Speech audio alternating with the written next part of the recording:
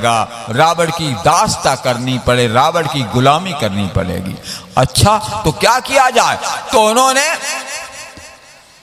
सरस्वती को बुलाया, सरस्वती को कहा कि तुम चली जाओ और अयोध्या में कोई ऐसा खेल करो तुम कैकेयी की बुद्धि फिरा दो। सरस्वती बोली मैं कैकेयी की बुद्धि फिरा दूं?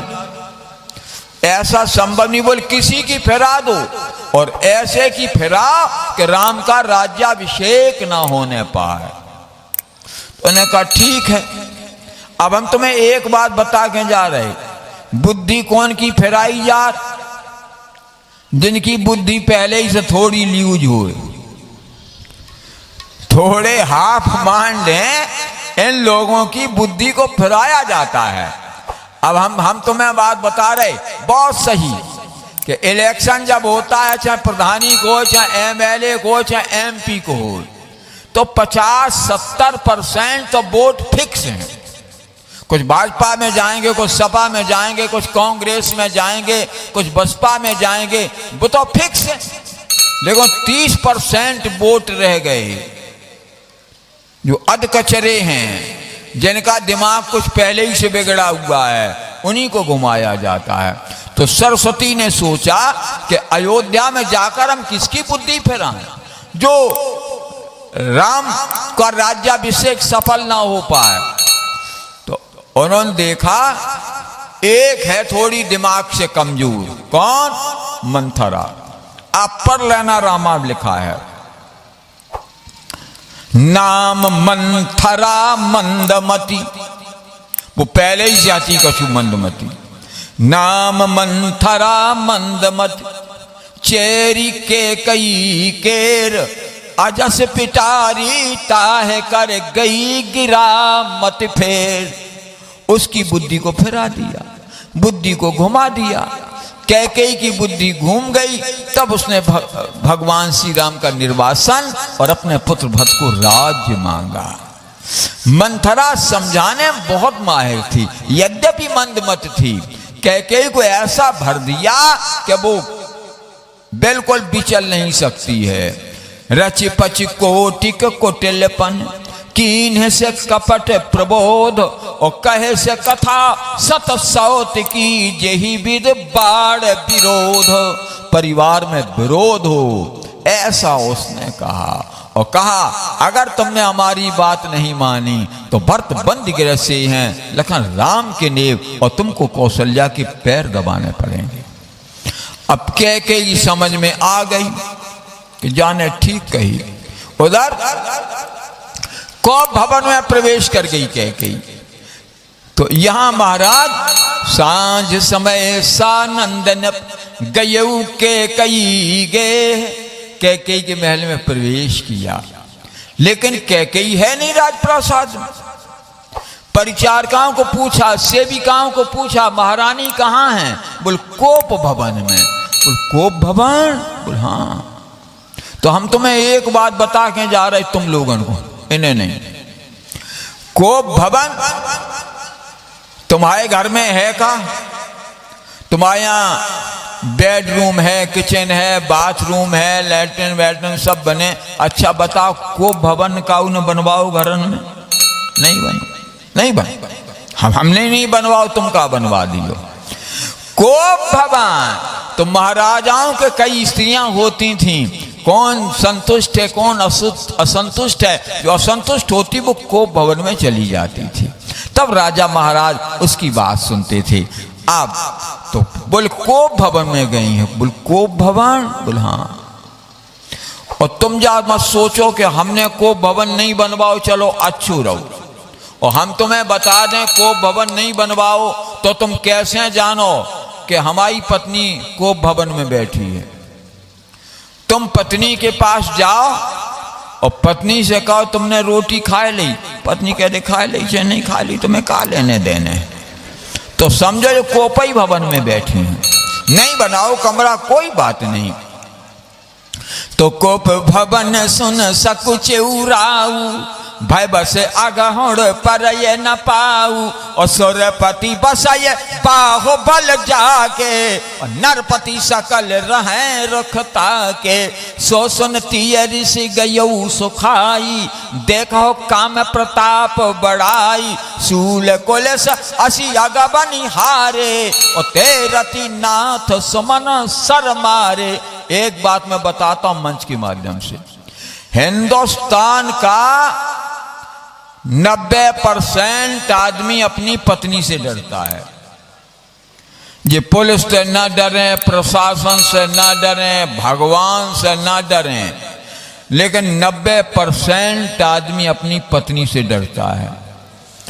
एक आदमी खड़ा हो गया, अगर राघव किशोर जी आपके पास ये नापने का क्या स्केल है जो आपने कह दिया कि 90% आदमी पत्नी से डरता है? मैंने कहा ये तो मैंने इसलिए कह दिया कि तुम आ जाते कि हम नहीं डरते। डरते तो 100% हैं। अगर मैं कह देता 100% आदमी अपनी पत्नी से डरता है और तुम कह देते हम नहीं डरते, और कोई आके कह देता राघव जी आप भी डरते क्या, तो 100% में तो हम भी हैं तुम भी हो, तो 100% नहीं। मैंने कहा, मैंने 90% जान पूछ के कहा 100% आदमी पत्नी से डरता है, और तुम कहो हम नहीं डरते, तुम्हारी औकात क्या? भगवान का बाप डर रहा है, पढ़ लेना रामायण में। कोप भवन सुन सकुच उराऊ, भय बस अगहुड़ पर न पाऊ। जब भगवान का बाप डर रहा है तुम्हारी क्या औकात है, समझे? तो कोप भवन सुन सकुच उराऊ, भय बस अगहुड़ पर ये न पाऊ। सुरपति बसय बाहुबल जाके, नरपति सकल रहें रुखता के। सो सुनती ऋषि गयऊ सुखाई, देखो काम प्रताप बढ़ाई। तो राजा महारानी पास गए तो देखा क्या, हीरों के हार वो पड़े हैं, सोने चांदी का आभूषण वो पड़े हुए हैं, साड़ियां वो पड़ी हुई हैं, बेशकीमती रेशम के कपड़े वो पड़े हुए हैं, और फटी पुरानी मोटी धोती पहने कैकेयी महारानी जमीन पे लेटी। ले गया। महाराज जी ने जब जाके देखा, तुलसीदास ने कैमरा से यहाँ का फोटो खींचा है।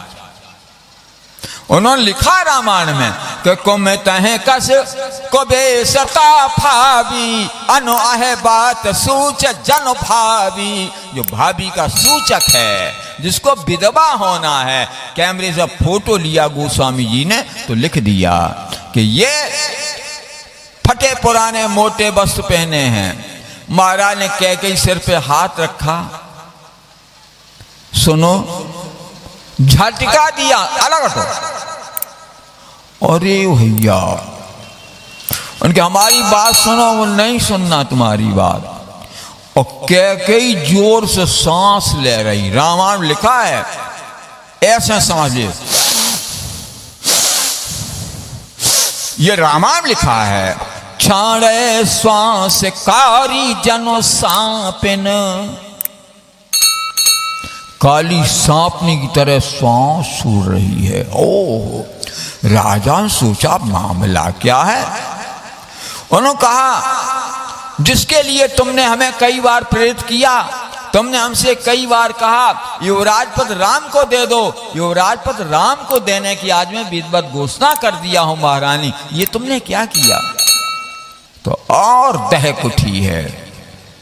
जन छोए गयऊ पाक बरतोरू, ऐसा मालूम पड़ा कैकेयी जैसे पका हुआ बरतोरा छू जाए, कोई छू ले तो दर्द होता है। दर्द हुआ तो उन्होंने कहा, कैकेयी आखिर तुम कुछ बताओ तो कैकेयी ने कहा कि हमारा भी कुछ हक है। बोल तुम तो जो कुछ चाहो मांग लो। बोल तुम जाने दोगे कि नहीं? दैन कहे वरदान दो तेऊ पावा संदेह।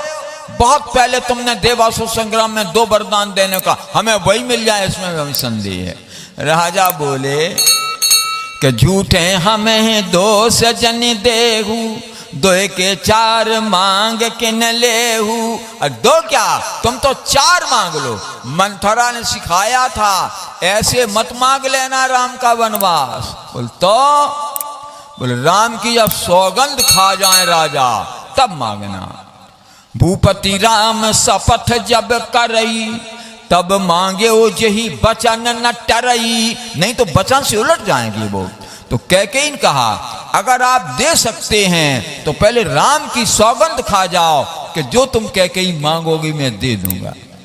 तो दशरथ जी ने कहा अरे तुम्हारे लिए मेरे पास क्या आदेश है, लो यही बात है। तो मैं एक नहीं राम की 100 सौगंध उठा रहा हूं।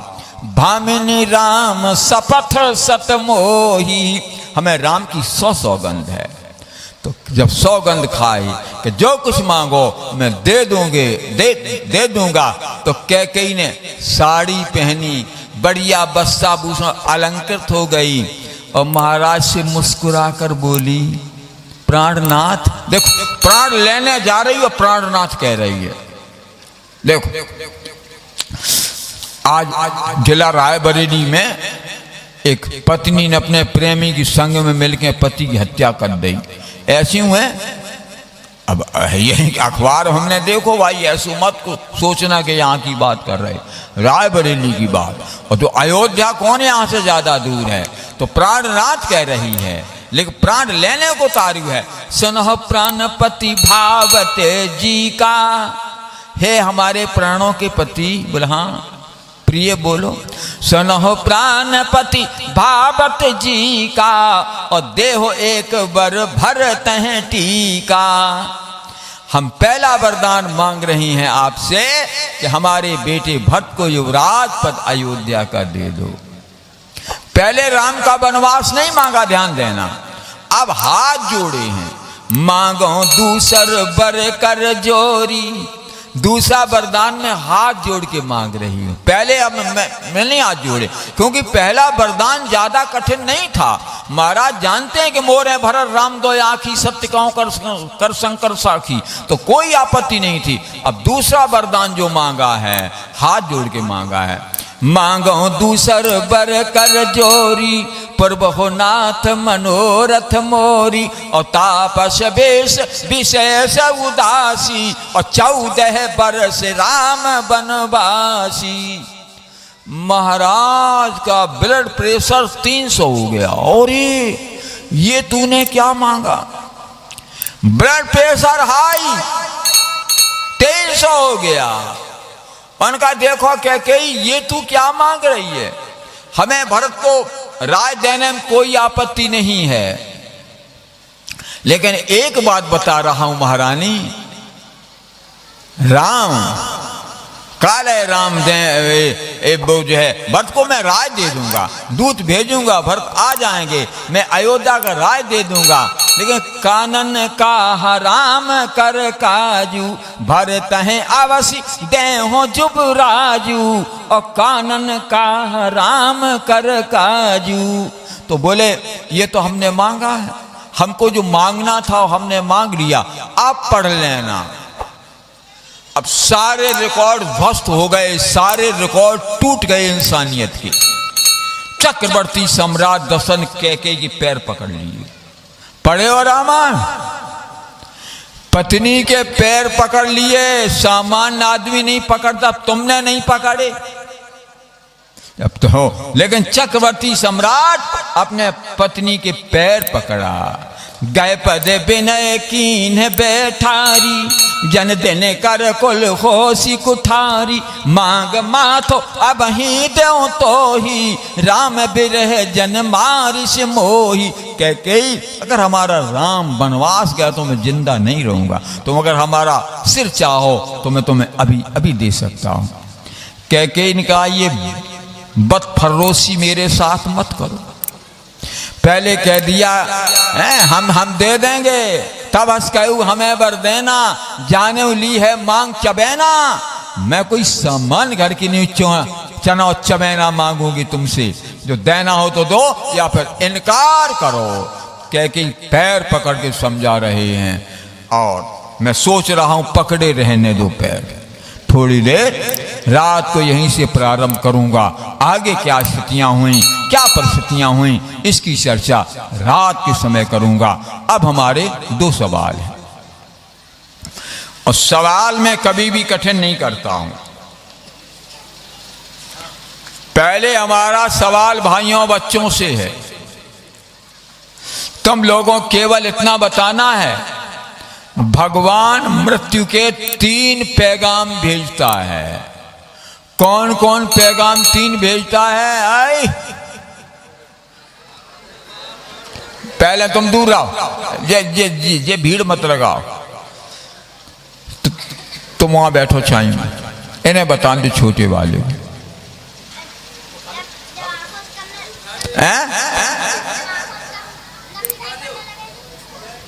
हाँ हाँ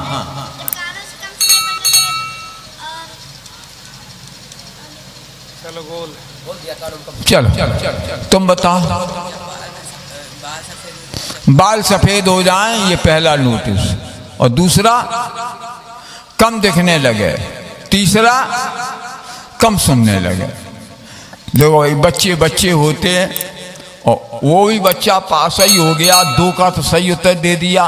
बाल सफेद वाला उसे याद नहीं आया, तो उसने भी सही उत्तर दिया है, 2 तो बता दे। हमारी उत्तर प्रदेश गवर्नमेंट 30% मार्क्स में पास कर देती, इसने 66% नंबर पाए।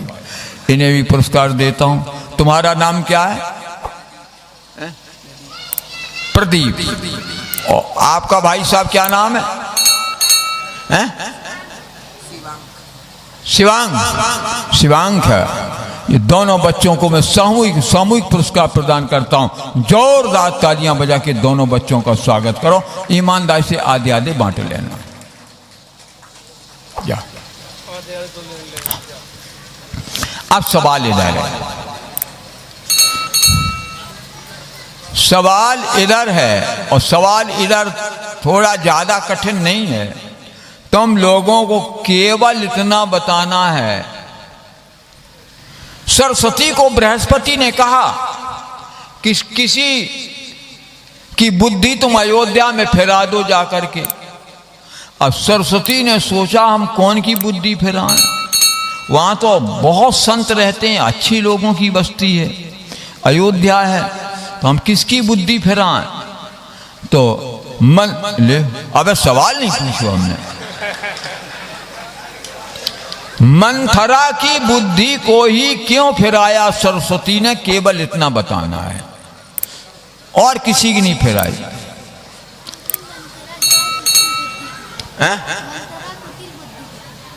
तुम आओ, कौन बिटिया आई थी? जल्दी करो, टाइम हो गया।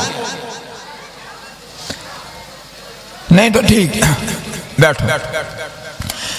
आपका नाम क्या है बहन जी? बेटी का नाम नैना सिंह है। नैना सिंह बताया कि ये मंथरा जो थी पहले ही से ही मंद बुद्धि थी। नाम मंथरा मंदमत चेरी के कई केर, अजस पिटारी ताय कर गई गिरामत। फिर बहुत ठीक बिटिया ने बताया। ये पुरस्कार प्रदान करता हूं, जोरदार तालियां बजा के स्वागत करो। किसी को 10-15 बच्चे हो तो आ जाओ। 1 2 3 4 5 6 7 8 9 9 9 9 9 9 10, और 10 के बाद बस। श्री राम जय जय राम। श्री राम जय जय राम। बोलिए रामकृष्ण भगवान की। बूढ़ेश्वर सरकार।